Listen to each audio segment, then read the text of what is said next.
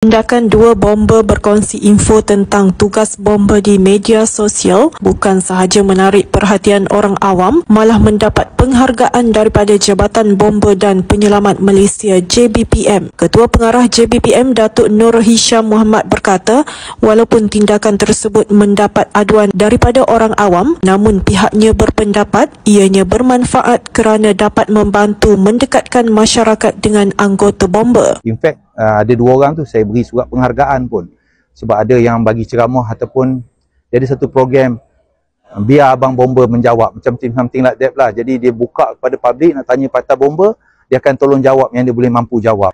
Adalah netizen yang komen kepada kita dan juga mengadu kenapa ketika bertugas pegawai bomber ni dapat menggunakan media sosial itu. Ada kemungkinan dia orang menggunakan platform itu atau platform media sosial bagi bukan tujuan peribadi lah.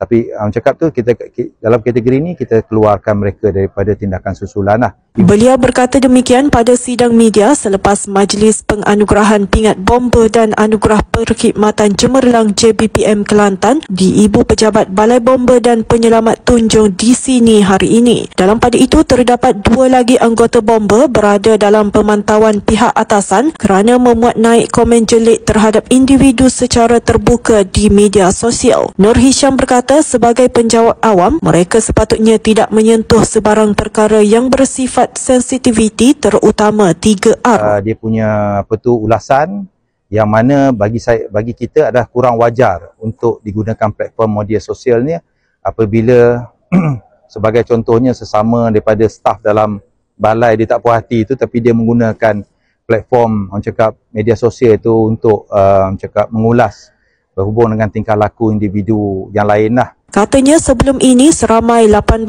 anggota dikenakan surat peringatan dan seorang anggota bomber bantuan digantung tugas kerana melanggar etika penggunaan media sosial, manakala dua lagi dalam pemantauan. Terdahulu Nur Hisham menyampaikan anugerah perkhidmatan cemerlang kepada 54 pegawai serta pingat perkhidmatan bomber kepada 10 anggota dan pegawai, manakala 7 anggota menerima sijil perkhidmatan 30 tahun kerana tempoh perkhidmatan hampir 3 dekad.